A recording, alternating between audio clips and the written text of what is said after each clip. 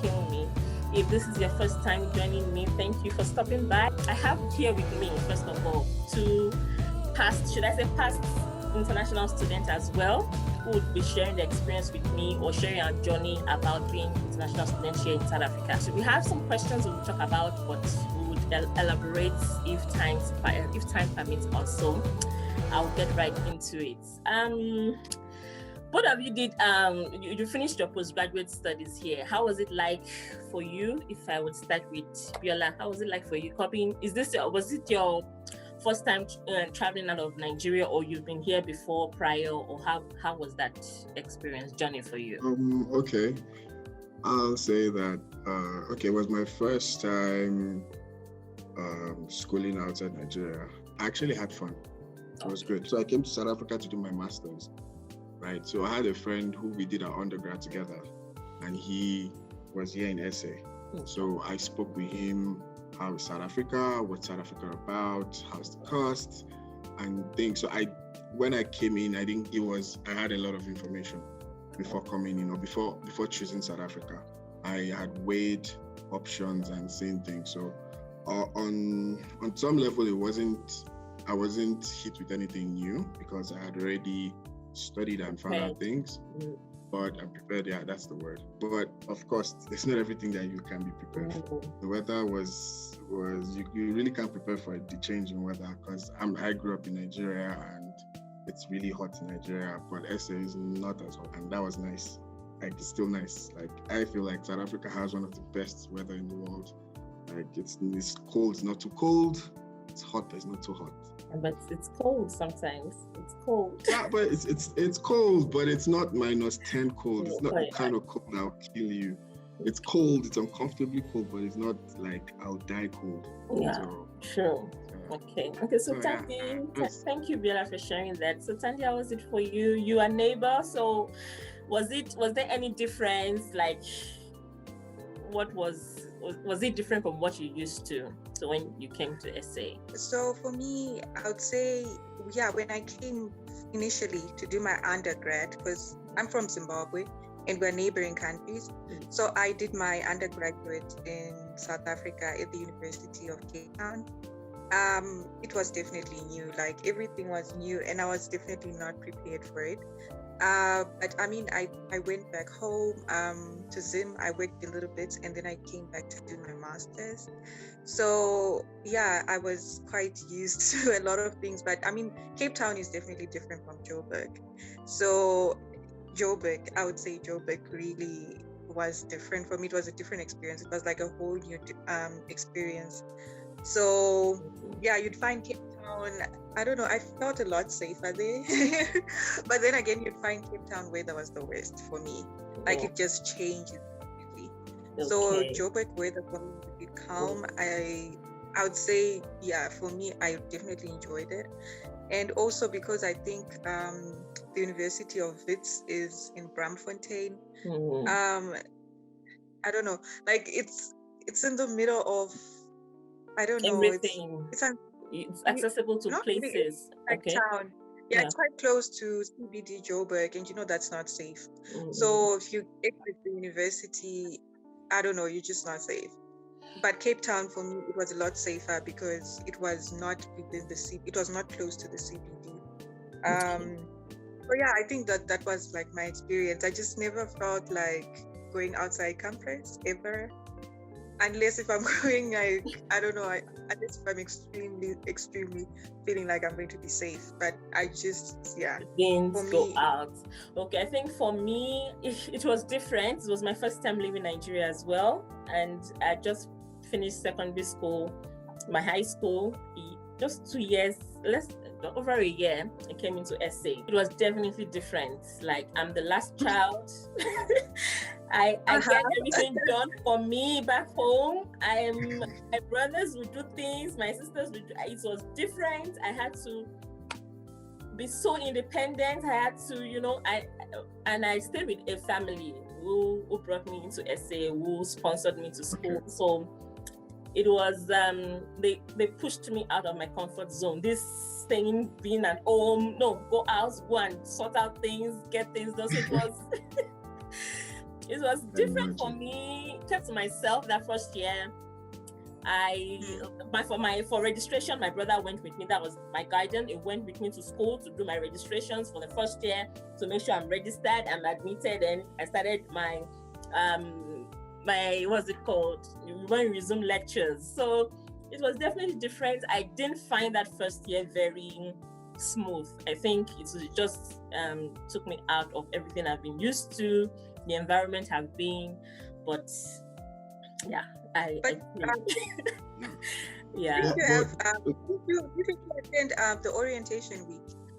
I did. I can't even remember how it went, but it's that's where like everybody like meets. Yes, like, everybody. Yeah, but I did find undergrad international students. I think that was one thing that I wasn't exposed to undergraduates except from people maybe from SADC region, but from up like west and east, I couldn't relate to a lot of people.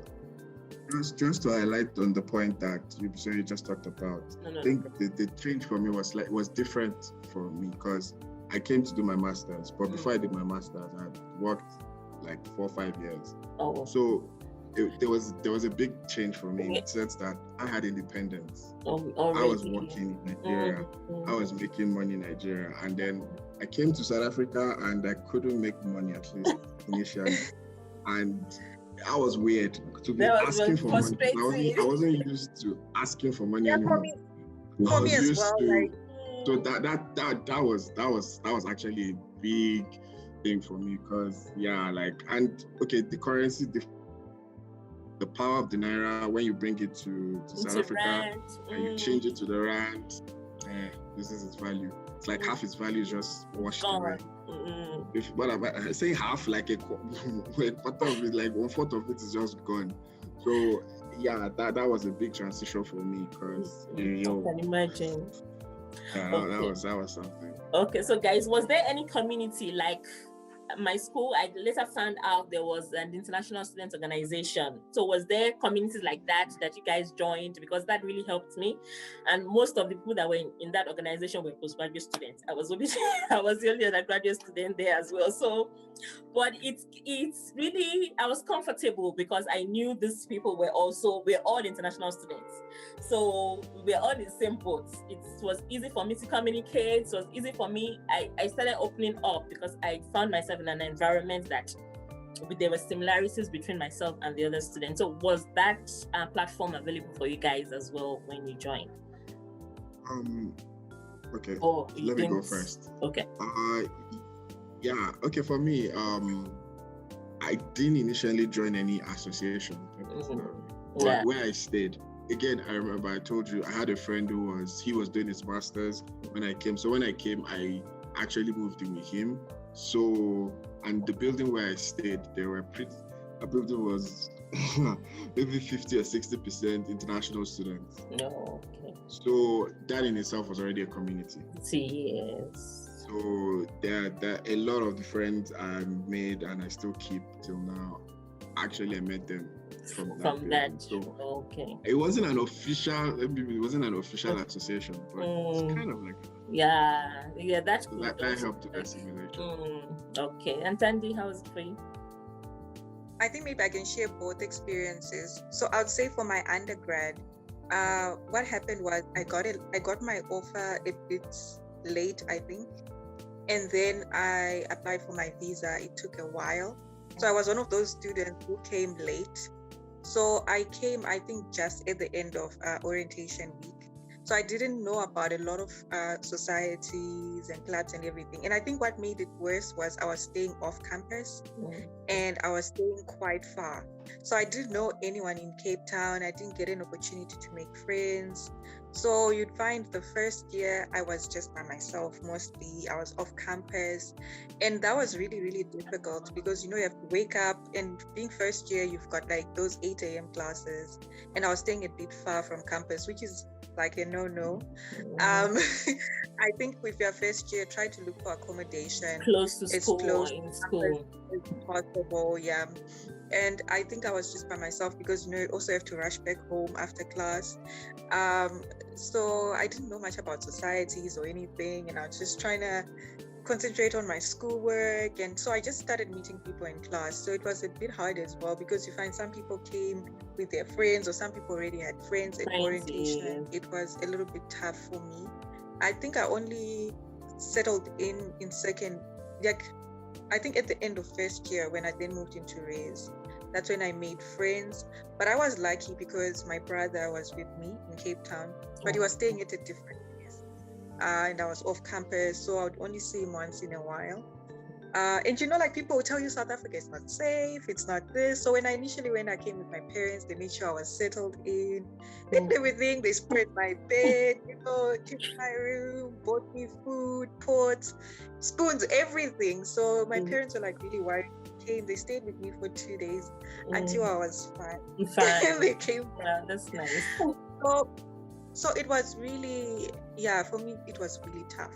So I would really encourage anyone to really if you go to uni, try joining society. If you miss orientation, try joining society or something. But then when I came for my master's, I was off campus as well. But I think because of maturity as well, it's easier to communicate with people, I guess. You're not really shy, you're not Yes. And I guess because some of my friends were already in South Africa, they were not at uni, but they were in Joburg. I think it was one of those, I just felt like, okay, and I was staying with my family. So it was okay for me. I didn't feel, but in terms of societies, I think I joined the West African Society. I think that's the only one that I joined. Okay. And you'd find I don't know why, but I joined West African Society. But I mean, it really helped me a lot because I then met people from the West. But you'd find there are also people from the South, from the East. Everyone is just integrated in that community. Yeah. So then, that's how I met Viola and yeah, and Flavia as well. Flavia and everybody else, and you'd find we're all very different in so many ways, but then we've got so many things in common. And I think so I think that helped me a lot as well, just to also make friends and just I learned quite a lot as well from that. Thank you for sharing that, Sandy. I think we've covered the issue of staying in res or off campus. It's better if you are not really though. Yeah, no, if you're new, if you are new, you, like you said, you finished your undergrad in Nigeria. You were working. So that experience already served you. You knew what to do, you were independent. Yeah. So I get you, but what I wanted to say is this, that I wish I actually stayed in res. I genuinely wish I did. Is it? It's just that it's usually more expensive than staying off campus. Off campus, because your life, again, you're in school for a reason. Yes. And the main reason in school is to study. And res is the best place if that's because you don't have to go far. Usually res covers pretty much everything. It's just all you're thinking about even transportation. I know that those school buses from campus to res at certain times. You're going to. Yes. So, and I think okay. I think one of the important things, staying in res, I think you're accessible to other students. Yes. So if they're in a different race, because there are shuttles as well, you can then have you can join study groups, and I think that helps a lot. So Biola mentioned something about you're there to study, and I think it helps a lot to actually study with other people. I mean, this is a different point, but I think it helps a lot to actually work with other students, especially in undergrad. It makes life a lot easier when you've got a lot of courses that you need to do. In postgrad, you don't have that many courses, but you'd find that it's easier, to just go by and get good grades if you're working with other people. If you try to do things by yourself, yes, you can make it. But I think also sharing and collaboration, it also just teaches you that teamwork and everything. All those other skills. The team, it teaches you that more of teamwork, but you have more of maybe assignments you need to do together.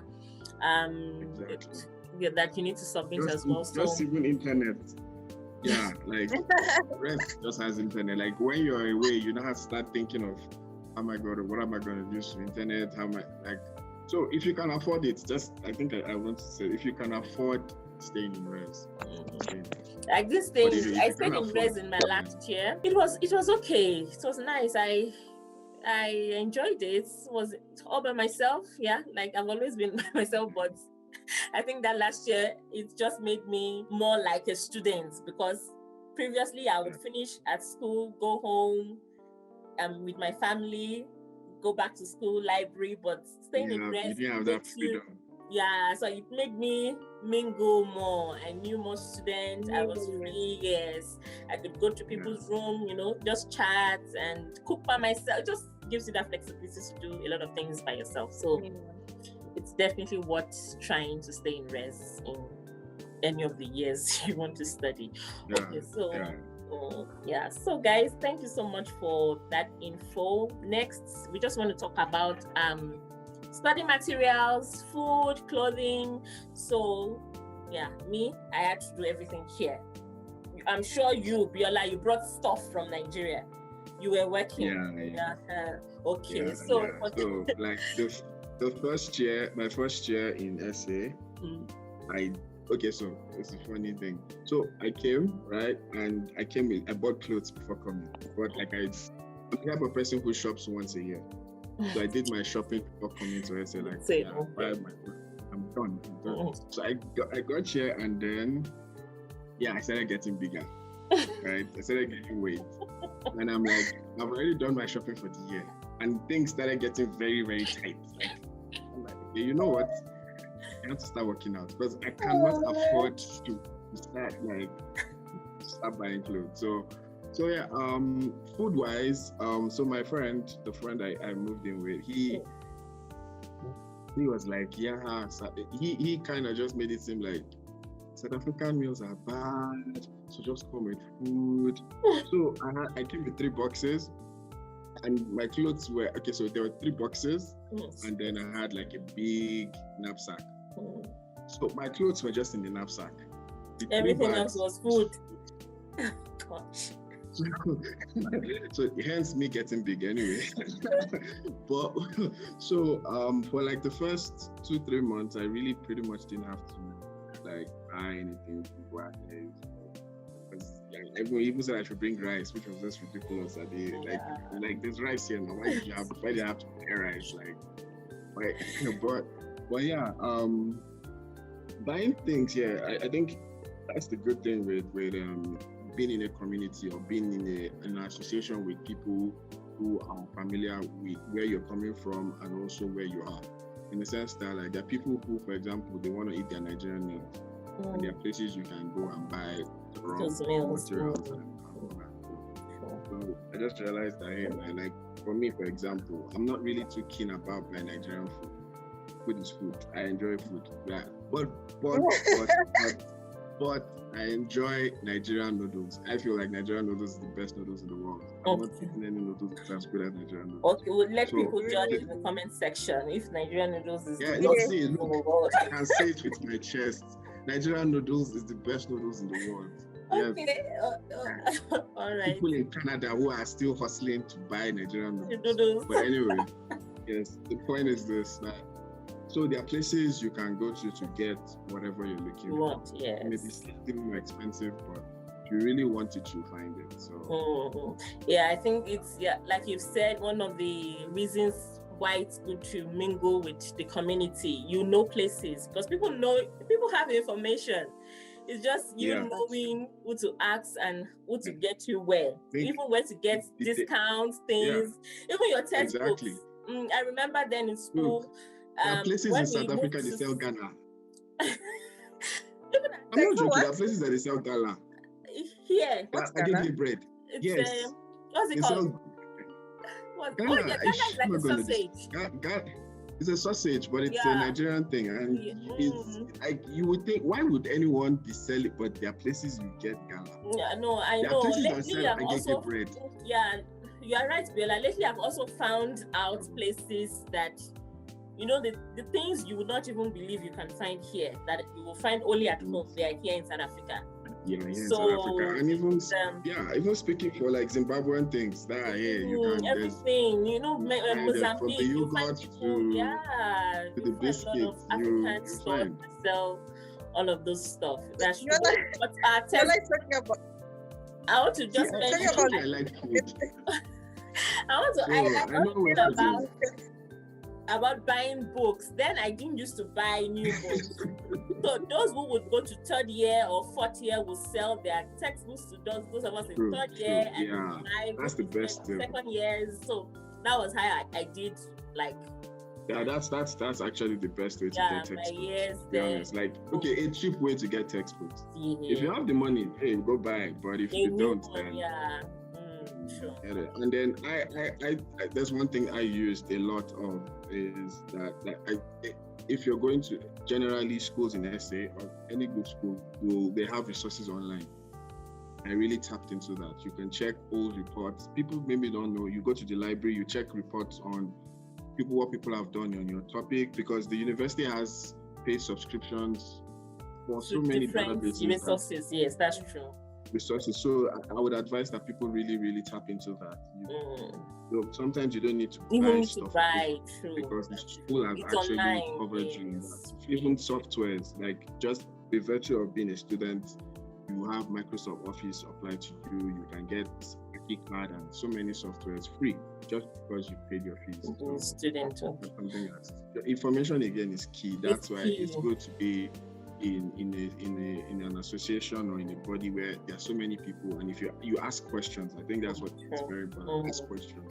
Is there any way I can get this? And there will be someone who knows one way or knows a way that is probably better, cheaper, faster, more efficient than what you know. True. Okay, so Tandy, did you get supplies? Your parents send you things from home, or you were finding your feet here as well? Okay, so I'll start with the food. With the food, everything here. I got most of the stuff here, but that's again because in Zim most of our stuff we import as well. Like most of our products we import anyways, so we import from SA and stuff.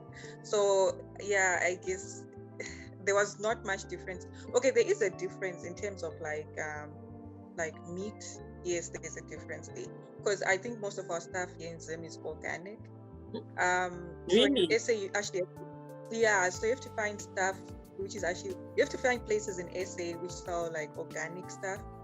I don't know. If you don't go to Woolies, I don't know where you're gonna go. You have to know people. I realized you have to know people. So for me, I had to just, I think I started only enjoying the food when, like I said, I joined West African Society and people started talking about these places, these Nigerian places that sell food and stuff. So the rice, the everything. And also like there's this big Indian market in Fordsburg. So you get like rice and everything else there. So is it cheaper as well? Or just way cheaper. If you go to Fordsburg, it's really, really cheap. I don't know. I think you can get public transport there. I'm not sure. But yeah, there's like really, really like cheap rice, like your basmati rice, your jasmine rice, your like all that rice, like so you get that, which you normally wouldn't get in Pick and Pay or something. Okay. So yeah, that was in terms of food. I just you just have to know people, I think, or just maybe explore. Then it clothes. Okay, I'm a shopaholic, so I knew if I brought like a lot of clothes, I was going to buy more, and it was going to be a nightmare trying to bring everything back. So I think, so I always buy when there's a sale. Okay, not always, but most of the time I buy when there's a sale. Yeah, but you're students, so you find, so you find there's like lots and lots of sales that are available. Is this everyone? If students could just budget towards that, it will save time. Yeah. If you love clothes. Yes. If you love, but I mean, if you're doing your postgrad, you're not really on campus most of the time. So I mean, so with books, if you walk around campus, the international office, or like computer labs, you always see that there are people who post on the notice boards. You always they see want to people sell. like post who are selling books, who are selling like secondhand machines or chargers or anything. So if you walk around campus, you just look on the notice boards. And I mean, the benefit of staying in Res is you'd find people like paste all over the place, like it's pasted all over.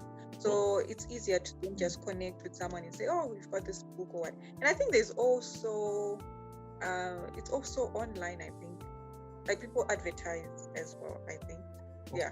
So in terms of books, it's easier to get the second hand. The first hand would be expensive. Yeah, very. The library will always have a copy.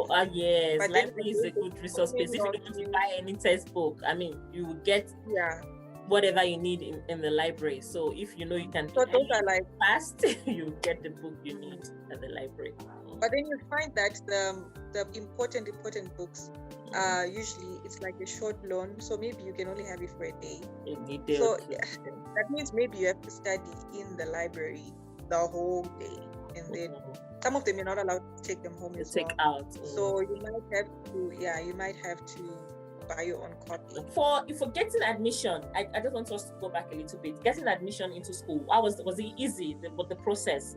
Both let me come to the level of postgraduate, since both of you were both postgraduate students. For me, let me start with myself. Sorry, my undergrad, Biola can relate. My WAEC was not enough to get into any South African university.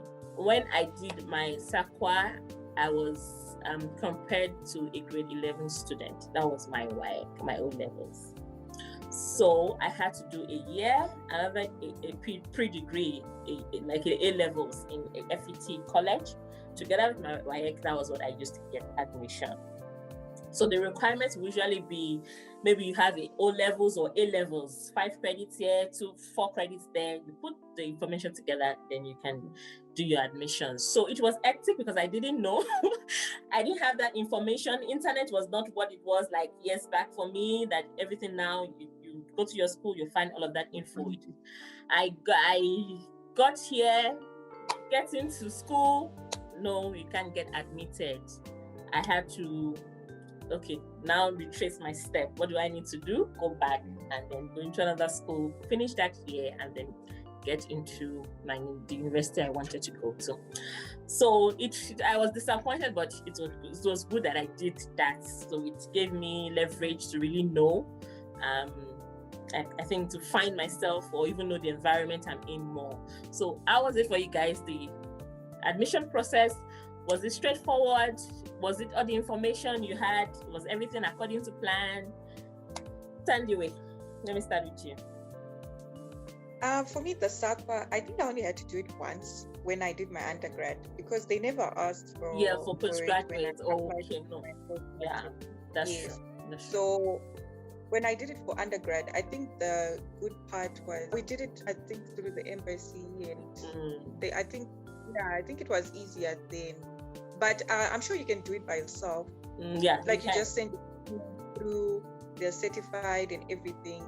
I think it's but I think by yourself, and I think it has certain times. The evaluating process, they have certain times, and if you want an express evaluation as well, it's also a time. There's a timeline to that. You may have to pay more to get your results evaluated, and gather all the other information. Medical aid is also involved. Things people need to look out for. I think that now there are a lot of information out there. You can't even say you don't know what to do or what not to do. There's tons of information on the different institutions that you can leverage on, and that is also why we're doing this video, just for you to look out for certain things. Plan ahead should you have the intention to study outside of your home country. So, but for postgraduate students, Bella, how was it? Was it just straightforward? Okay, so remember, I basically just leveraged on my friend because he was already here. So he, yes, of course, you see what's necessary online, but he also just did. I think it really helped, because if you can do it yourself, even if you're remote, but things that would probably take 2 weeks, he did it for me in a day. Because he would just go to the office, so scan it to him and he just submit it. So it really helps if you have someone. I think maybe something that I would say is that I think something that happens for postgrad a lot here is most courses in Nigeria, they are 4 years. So by the time you come to South Africa, that -1 thing happens, where instead of you thinking you can just directly start your master's, they'll tell you to do a honors. Oh yeah. So a lot of people. I've seen some people have gone through that. Yeah. Yeah. So is it as a result of the SAQA evaluation, or it's just a criteria? Yes, it's a SAQA. It's a SAQA evaluation. Oh. So SAQA just basically evaluates your degree to be a degree below the degree, not with honors. Not honors. Yes. So you have to then come here and do honors instead of just going straight into your master's. So, but for me, I didn't have that because I did engineering, and engineering in Nigeria is 5 years. So it's interesting. So like it was seen as... But I don't think it's just SAQA though. I think even your department might ask you to do extra courses. Because they might say yes. So they might didn't say do those yes courses previously. Yes. Previously, so and they feel like it's a prerequisite. So yes. So you might have like to law. There are some courses that just have that. You're right, Tandy. So that's something to consider before you decide you want to do your. Okay. Before you have to find out. You have to like expressly find out about that before you before you arrive. Okay. But I guess the thing is, some departments, they're quite open-minded. They'll just allow you to audit the course. In which case, you just go and sit in the class. You're not required to do the exam or the big project at the end of the course or anything. So they'll allow you to just sit in class and just gain the knowledge. Then you just continue. So it won't be an extra year for you. But some will make you do those courses. Then you start your PhD. Or maybe then you do a 1.5 year or 2 years, 2.5 years master's. So it depends on the faculty or the course you want to do. I think some of these happen after registration, so you might get the shock of your life thinking you've registered. That email, and then you're like, oh. So it's good to ask questions, and it's also good to also make, I wouldn't say make demands, but make requests. Like, hey, can I have this option? Can I have this option? Would this be possible or acceptable? Yeah. So again, it all boils down to trying to join the community. Yeah, it's true. If you're in a community, it's easier to find someone who has either gone through what you went through, or they know someone who's gone through what you are going through, and they have solutions. So that okay. I think that's the fundamental. Yeah, it's very, very, very because you don't want to get here and you don't even know. Yeah, you don't want your life. You don't want to be the experience. Like you rather leverage on other people's experiences. You experience something really bad, and then I'll be like, wish I knew. Yeah, I wish I knew because that was my case. I wish I knew. I wish I knew. But I know does not solve anything, to be honest. Yeah, it doesn't. But it's good that I don't have any regrets. Like I look back now, I'm very okay that I did that when I needed to, even if I just needed to. So it's all well and good. So talk about social life. So guys, how did you? Yeah, movies. Do you need to have a budget for that? So going to the club or going if you're not a club person, how do you entertain yourself, students? I mean, I don't know. I don't even remember if I did any. Well, I think it depends. This is relative for me. Like there are people who the idea of fun is to be indoors and watch a movie. True. Yeah. That just saves you.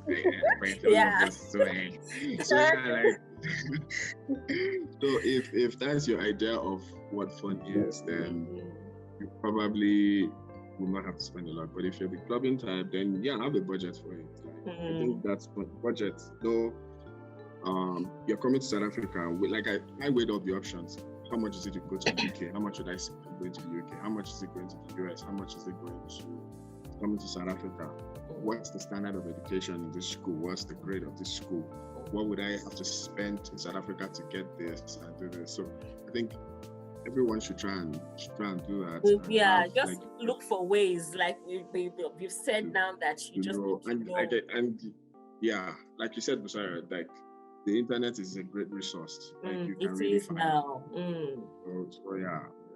I'm sure But if you go on I WhatsApp, remember then there used to be this mall, not mall, Musgrave Mall. They have a cinema there, and they have like the tickets for students. Like every Tuesday, you get half price. Yeah, for yeah. the movie. They still do that. They still do things like They that. still do that. So there's opportunities. The world has changed again, though. Sorry? Yeah. So the world has changed, though, with this corona now. You don't Yeah. with this COVID, where are you gonna go? Like the idea of fun now is totally different now. Like social distancing. So true. Okay, so guys, last year, how did you all manage with the old pandemic? You finished last year. How was the change? How did you manage to navigate from going into the year knowing you were going to finish this year, pack your bag, you go to the whole world changing right there in front of you? How did you navigate? For me, it was okay. Time to go. I would say Biola was my hotline. Biola, I think any minor inconvenience, I would pick up the call. Biola. So I think for me, I've always been an indoors person. So with the whole quarantine, whatever, because I don't go out or anything. So I think for me, everything was normal. And I'm not someone who's big on alcohol or anything like that. So even the alcohol bans and things like that, for me, it did not affect me at all. I mean, when you have unlimited internet, there's Netflix, really. What are you looking for? But at the same time, being someone who's more like an introvert, indoors, I don't know, when now people tell you can't go out, that's when you now want to go to the mall. I don't know, it just feels awkward. Like when you're told you can't do something, you may be like, that's what you want to do. Yeah, so it was so awkward going to the mall because you're just like, okay, you've got your mask on, but you don't know, you're just not feeling safe, because I think also there was not enough information about COVID at the time. So I just had to like buy all my groceries at once, like once every month. But then you know how you need bread and stuff like that. So once in a while you need to go out to get those minor things. So you have to go get bread like twice or thrice a week. So that was very uncomfortable. Like it was really, really uncomfortable. So you just have to make sure that, when you leave but the your house, schoolwork was still ongoing. It didn't affect your research, or it didn't affect your the online. studies. We had to do everything. The classes online. So because as well we had the practical sessions that we were doing, you'd find everything now like had to be cut off. They had to like change as well certain things. Like the curriculum had to change. So you'd find for certain people who were not doing well, thinking they will maybe maximize on the practicals, they were pretty much in a predicament. If you think you're gonna maximize, with practicals you put more effort and things change. And with internet as well, people like some people don't have good internet connection, so it was just awkward doing classes online initially. It was very awkward. It would be. And the classes had to be like condensed. So instead of doing like 3-hour sessions, it had to be now 1 hour, and then everything else was turned into a reading. And the assignments, of course, had to be longer. So it was so uncomfortable because also you don't interact with other people. But I mean, again, you'd find people who were celebrating because the exams were online, so like they're not proctored. So you'd find some people were cheating and they passed. They did really well. So in as much as other people, I think there's certain things that worked out for other people. No, I think it's because it's the first time we're experiencing such. This year there might be tighter guidelines that'll be in place for such exams or assignments to be submitted, things like that. So, but for last year it took everyone by. I hope they do. No, it will. I'm sure. Yeah. Obviously, everybody will be passing. Everybody will scale through the year. Will all pass if it's going to be like that. So there have to be measures or say security person, online investigator watching everyone. writing the exams and Put your all that. camera on and things like that. Yeah. Just like that. Your eyes mustn't go somewhere else. It must just be on the screen. So so studying at home last year was a smooth sail. Okay, so for me, I pretty much was rounding up by the beginning of the year. So like when the whole lockdown thing came up was like 2 weeks to graduation. Because I was preparing for graduation, and then we can't do it's a virtual graduation, and I've not even watched it in I know I could not I could not graduate. Is it? It was a virtual graduation, and you know how I was so ready for it. I was like, oh my gosh. And I really wished things could have changed, but unfortunately it had to be virtual. So I'll be honest. I think that's one of the things where you just get your certificate and you're over it. You just go. But I mean, it doesn't like graduation. My family wanted to come, and everybody wanted to come. There's always this excitement about graduation. So I think that as well for other people are affected because they didn't attend their undergraduate graduation. And you know, some people work really hard and they go through the most. I think that's another thing I actually wanted to talk about, that some people as well come through and then things don't work out, like just finances or whatever. But I mean, there are opportunities for scholarships and stuff.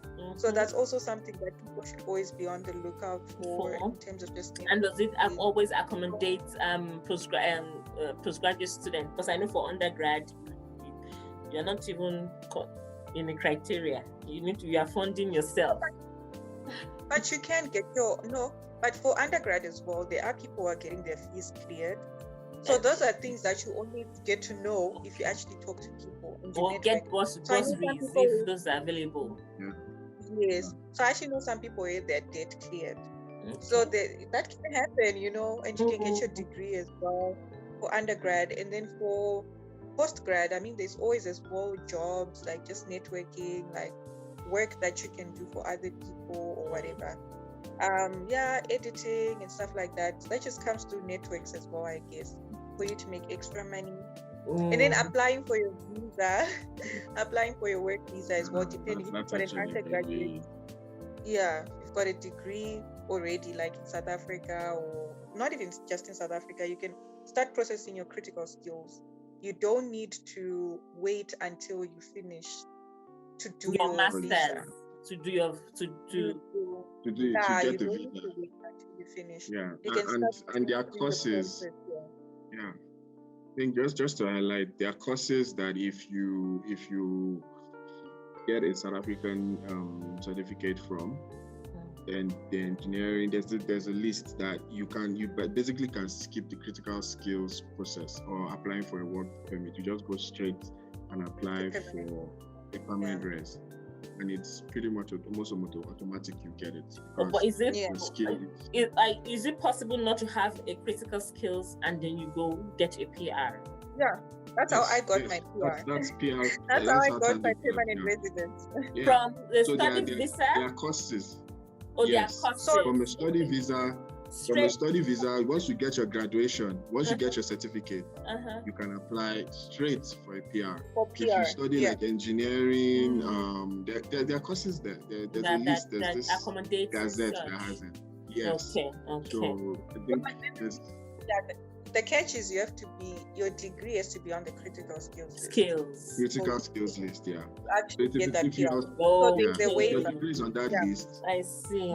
You skip the process. So again, this is about information. Yeah, it's about information. So there's that waiver. You just do the waiver, and the process shouldn't take too long. I mean, so while you're still doing your undergrad, that what the course you're doing is part of the Gazette, you can apply for the waiver and then No. The waiver is the minister's waiver.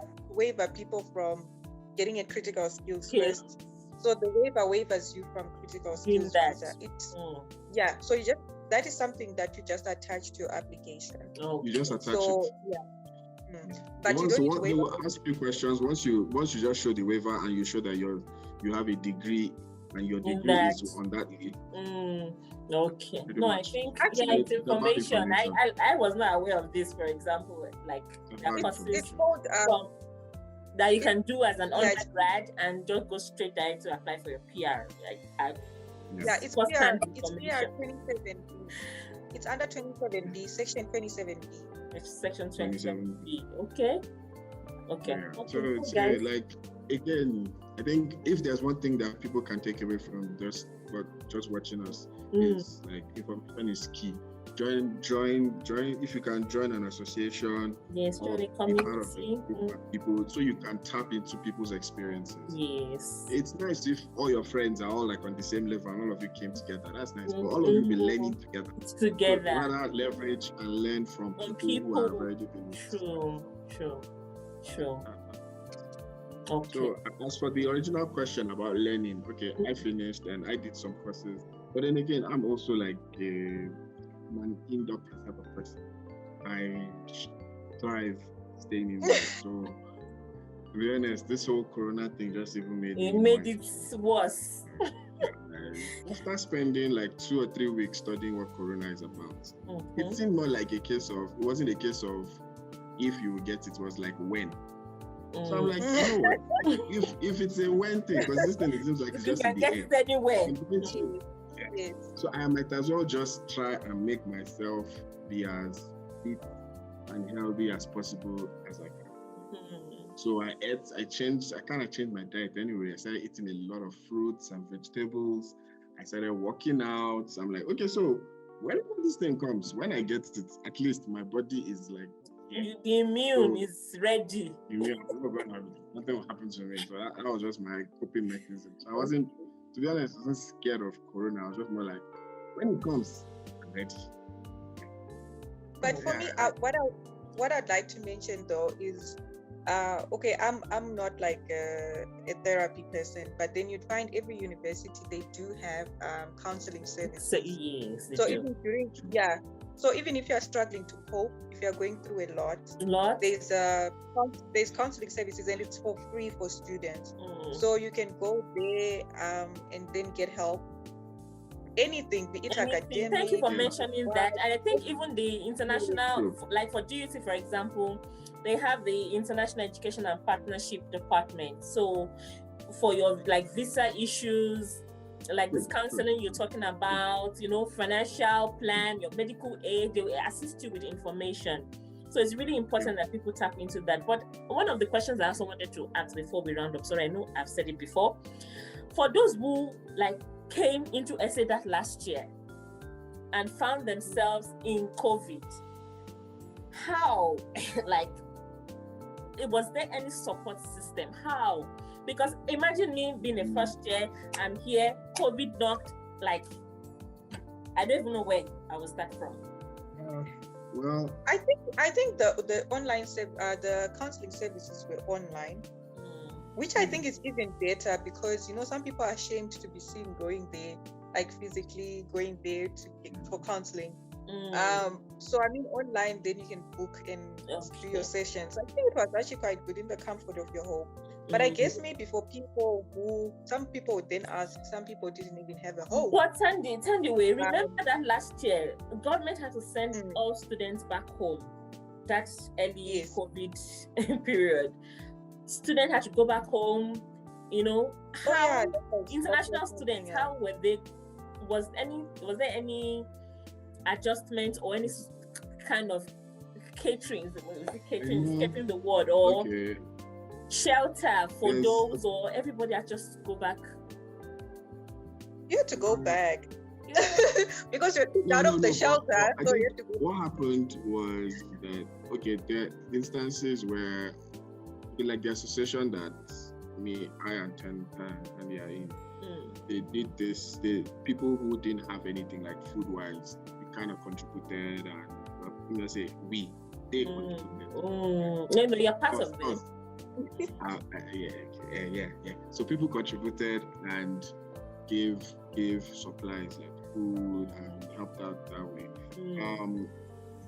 A couple of people went back home. Like home being for example, going back in to their home Nigeria country. Home country. And I think what helped again was that courses were held online. Online. So as long as you had access to internet, it Could didn't really affect continue. your studies. Mm. Yeah, no. Nobody did. It did though affect those who didn't have the internet, because Yeah, I think they only started assisting. They only started saying, "Oh, International internet." students. Because the people within South Africa got internet, like Yes. they bought bundles. Everyone had to get a line, a Vodacom line, and then I think they negotiated with Vodacom, and at some point South Sea and stuff. So people within students within South Africa, you had to just Got put your free details, internet update your bundles. So, and then and you they get would Basic supply you bundle. data. Okay. Yeah, they supply you with data, but that was only data for school. And then the students who went back Important you home, I mentioned think they were that. disadvantaged. If you don't have internet, then I don't know, because you'd find, like, I'm from Zim, internet is really, Yeah, must really very expensive. difficult. So I hear. So expensive. So I don't know how they were managing. I don't know anyone who came back, but it's just, I think it was a bit of an issue there. So I guess for people who are planning to come, I think maybe people should then evaluate, is it actually necessary? Because I saw some students going to raise. So is it necessary if your courses are online? Like, you really think about it. You really need to be in South Africa. So you learn online. You can get the degree without actually stepping into the country. Because I know someone who went back and he got his business degree. Like, now you don't actually have to be here. Yeah, I think it's cut across the world. Right now, you can get your degree anywhere. Anywhere. No, but I guess for people who do like clinical work, like those practicals, those ones you have to be. For the sciences, yes. I don't think it's necessary, honestly. I don't know. It depends on the person. If you want to be with other students, then that helps. But I know some people can't study if they're not in a student study setting. So if you're home, I mean, there's also issues that you also need to. True. That's true. And also, then you have to figure out, do you really need to pay that much? Because I know there are some universities which are quite pricey. Are you going to pay that much for online classes as well, or what? And I'm not undermining online classes, but I'm just saying you then have to figure out. Comparing what you just compare. Like, for example, if you're at home, you wouldn't have to pay for res, for example. You wouldn't have to pay for feeding, for example. You wouldn't have to pay for electricity. Rent. All that is already home and all that. So it's something to consider. I think that's the new reality we're in now. We're in now, true. In the sense that, like, you can save costs by being away. Okay, first things first, like, South Africa is really, for people out there, South Africa is a really beautiful country. I know we didn't really talk about it. There's the stigma about, like, xenophobia and crime. I'm not saying it's not there, but it's not as bad as it's in the media. That's the honest truth. Like, let me come in right there. Like, you know, when I came into South Africa, I had a friend in Nigeria who called me and told me asked me what I was doing in South Africa. I'm like, what do you mean? Don't you know everybody here are all HIV positive? I'm like, where did you get your information from? So I think what people hear compared to what people experience in here is different. So, like, we are like saying South Africa is a beautiful, beautiful country, but please continue. I just wanted to show that. No, like, you're just buttressing my point. Like, there's the crime, there's the HIV, if I go into stories of how different family members called me and say, where did you pick South Africa? Do you know this, and all that? And then I just respond with, do you know what they say? What this said about Nigerians? Thank you. And they really have terrible. So the point is this: South Africa is really a beautiful country. The stereotypes about crime and all, I'm not going to say there's no crime. I'm not going to say xenophobia doesn't exist, but it's not as bad as it's put in the media. It's not that bad. I think we've highlighted this a lot. If you can find someone who is where you're going to, it will really solve a lot of problems for you. You would not even know problems that you're solving just because someone is telling you what to do. So join an association, join a community. I would say that I am a benefactor of that. I made great friends from being in the association. I've solved many problems, not like solving people's problems, but my problems, like things I had, and just because I'm in in an association, someone knows someone who knows someone, and at the end, this world is run by people. And once you're not just a name on a paper, they know who you are. People are more receptive to helping you. So please connect with people. And just be open to it. Like honestly, for example, would pick coming to South Africa over going to the UK, for example, because the cost of living in the UK and what you can get out of the system in South Africa, for me, compared to the UK, is miles apart. So South Africa is a place to be. Come to South Africa, and it's fun. Like trust me, it's fun. Let's not even go into the special parts, but yeah, it's fun. Like, what's fun, Biola? Tell us what's fun. Okay. What's fun in South Africa? Okay, so what have you done that is fun? Yeah, maybe tell us. Yes, Viola, tell us. That is fun. One of the things that I've done that is fun. For example, there are a lot of theme parks. Like I'm into having experiences. Life, at the end, you can have all the millions in the world, but what you remember is experiences. What really gets you sparked up is experiences. And if there's one thing about South Africa is that there's a lot of places you can go to get like different experiences. There are theme parks. Fine, I know Zimbabweans and South Africans may not really count this, but like going to a game park is really a big thing for people like where we're from, because we don't really get to see. We don't see giraffes and elephants everywhere. They probably killed them all a long time ago. But here you can go to different. I don't like different. So all these animal rights you guys have here. Animals die where we come from. They don't die from what? Tell us. Will they die from what? But okay, seriously. Will be afraid to just show its feathers. You might be dead in the next minute. If we go into how animals behave where we come from and animals behave here, it's another episode entirely. On its own. So, but yeah, like I've been to Cape Town, I've been to Durban. I try to have experiences, and South Africa is really, when I say South Africa is a beautiful nation, I'm not just saying it as a cliche. South Africa is a really, really beautiful nation. Like Cape Town is like a different world away from Johannesburg because it's windy. It's the same. How often do you see a beach and a mountain just right beside each other? Oh yeah, it's beautiful. Like Johannesburg is like Lagos, if you're familiar with Lagos, and there has that hustle and bustle. Yeah, side to it. And if you go to Durban is like a mix of Lagos and Cape Town, and because there's the hustle and bustle city, but it's still not so hustle bustle. But there's the sea and it's a city, and I hope to even visit more places. And so, like South Africa is really a nice place to come to. So many. So if that's what reminds me about fun. Thank you for sharing. No, thank you for sharing. Thanks for sharing. Your turn. Yes. I think everyone should try. People outside of Africa should try. If you can visit South Africa, it's visit other African countries. I desire to visit other African countries, but I'm glad I started with South Africa, so I've had that experience over the years. It's beautiful. It's a place I've considered home.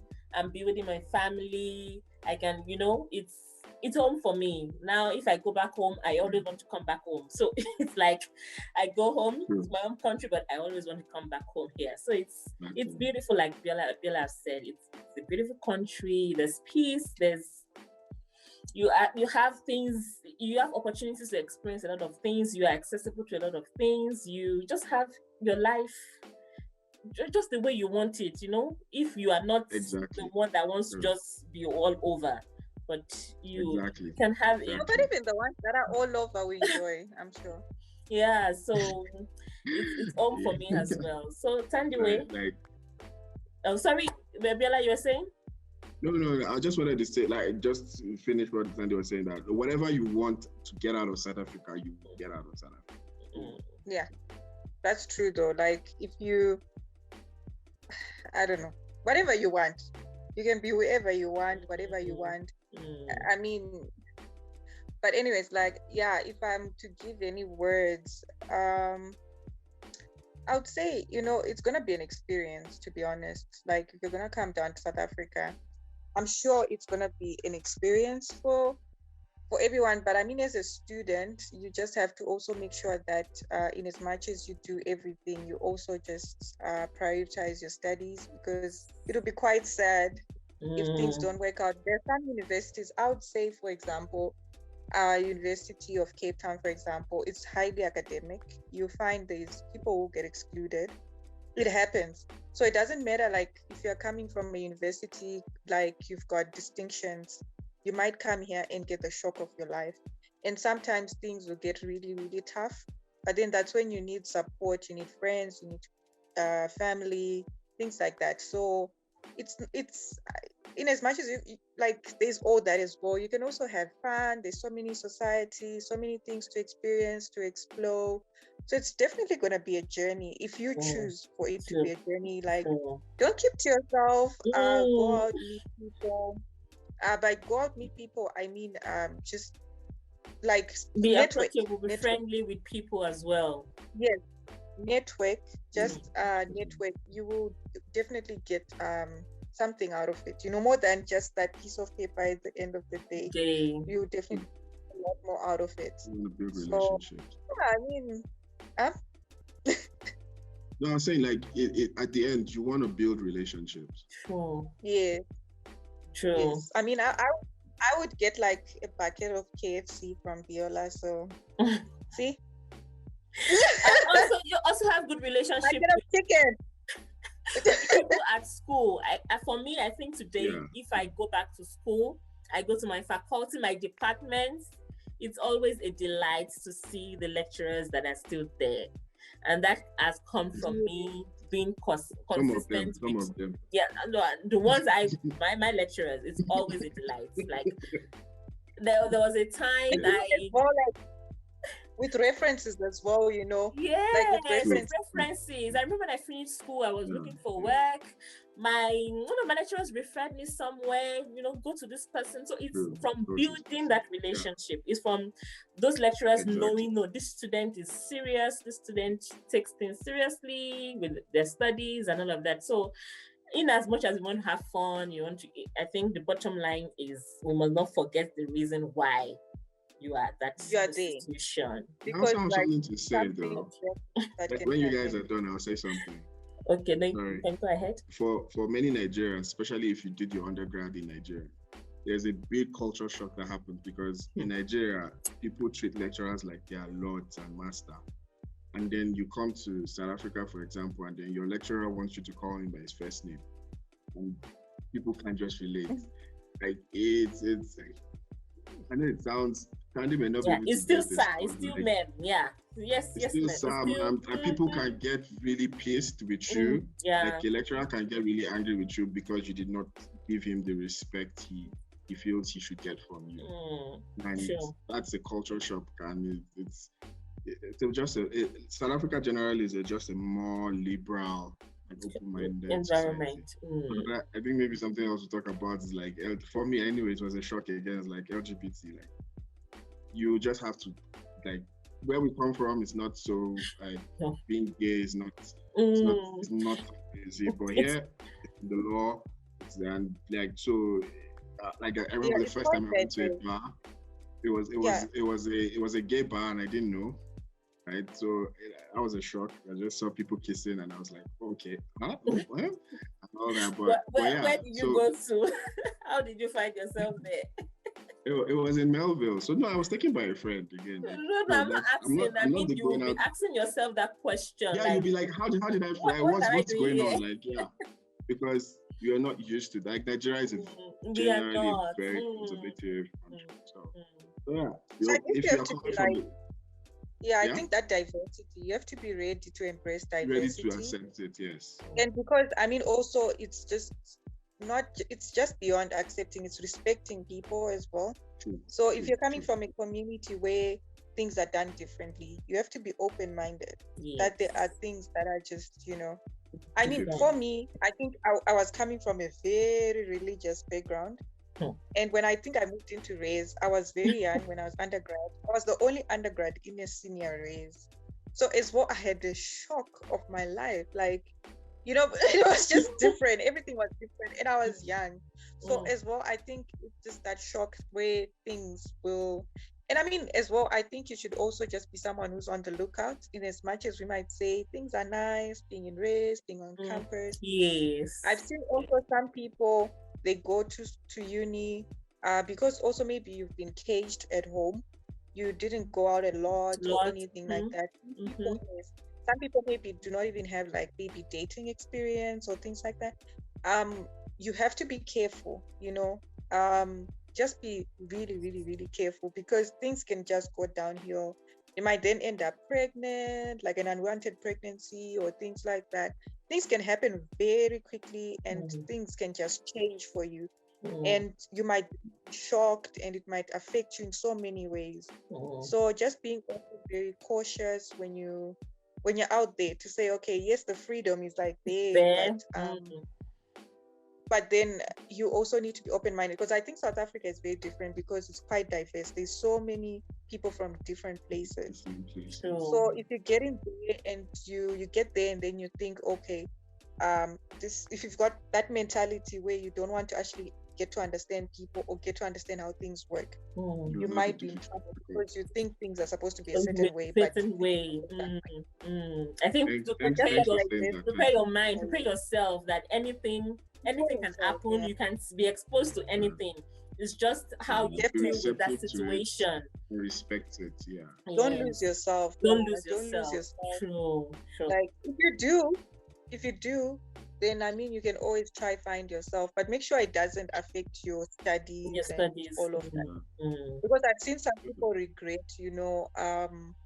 then because they've got extra years, they've got to put in extra years because maybe they were failing and they were going out a lot, the alcohol, the everything. So you'd find as well, you just have to like get to know your limits, explore, enjoy, but also get to know your limits and focus on your studies at the end of the day. Yes, I mean, it would be very expensive, I mean, to add a year. And also it will affect you psychologically somehow, in as much as people might not want to talk about it a lot. But if you talk to people who have had to add a year or two to their degree, not just the financial burden, but you'd find as well people who are behind you, maybe you're tutoring them and now they're in the same classes. It affects you as well. So true. You need to just find a balance in life, just to find a balance fun as and well. studies, You have to say your social, your spiritual life, your academic life, your finances, everything. Like to also like just make sure with money you don't blow money, and then you don't know where to get money, and then you're starving, and maybe to ask for money, things like that. It can happen, when you get there, and maybe you just blow your account. So just as well. No, I mean it happens. It happens. Like, I used to shop a lot, and you might run out of money and just stuck. But I had family as well, so at least. But it's one of those, sometimes you can just blow your account and just. And then South Africa might turn out to be a dark place for you, but it's not. It's not. So it's what you've put in that you would get out, like people would say.